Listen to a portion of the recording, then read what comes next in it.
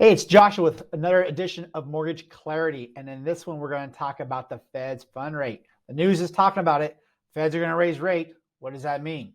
Every time they start to talk about this, I get phone calls from clients thinking, hey, we got to hurry up and purchase a home or refinance our home because rates are going to go up. That's what the news says. But unfortunately, again, the news isn't really reporting what's going on. The Fed's fund rate is not the same thing as a mortgage-backed security. A mortgage-backed security is a financial instrument that's traded on Wall Street, and it goes up and goes down just like the stock market does. Now, the Feds can do things to manipulate the markets to cause them to go up, but when we talk about the Feds raising rates, they're not talking like all of a sudden the 30-year rate's going to go up by a quarter because that's what they're going to do. In fact, contrary to belief, in most cases, there's an opposite relationship. So by the time a client calls me because they've heard the news that the Fed's going to raise the Fed's fund rate, the rates have already gone up. So why is that? Why would mortgage rates go up before the Fed's fund rate does anything? Well, the Fed's fund rate is a short-term loan that financial institutions have access to. It's called the Fed's fund window. And the Feds lower this rate as a way to stimulate the economy, to get things going by making money cheaper for financial institutions, which then works itself into the economy, and we get lower interest rates on our credit cards, car loans and stuff, and it does stimulate the economy. Now, the problem with that is if you overstimulate the economy, you get inflation. And when you're lending money at a fixed rate for 30 years, inflation is not your friend. And that's what's happened here in 2021, going into now 2022.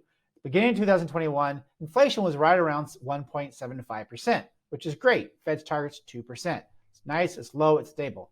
But because of all the stimulating the Feds had done, and they took the Fed's fund rate to zero, by the end of 2021, inflation was hitting almost 8% on a year-over-year basis. And that, of course, becomes an issue for everybody as the cost of goods go up.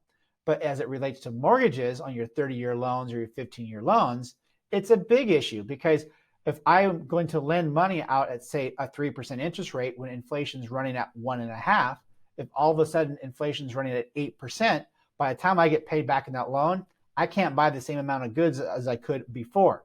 Yeah, I'm getting more money than I lent out, but its purchasing power, which is key, is less. So what the Feds are doing when they raise the Fed's fund rate, they're actually trying to curb inflation by making borrowing more expensive, which then has the opposite effect of when they lowered it. So that's the goal for the Feds, is to reduce inflation. And all other things remaining equal in the market, when the Feds do this, you should, once inflation comes under control, start to see interest rates on the 30-year mortgages, 15 years and 30-year products actually get better, not worse. So it's a little counterintuitive. So again, there's a lot more that can go into how the market moves with the rates. But as it comes to the Fed's fund rate, this is a good general video just to kind of give you an idea of what it is. And if you want to know more about where I think interest rates are going to go in the future, feel free to ask questions in the comments. I'll do my best to answer them, or reach out directly to me. Until next time, have a great day.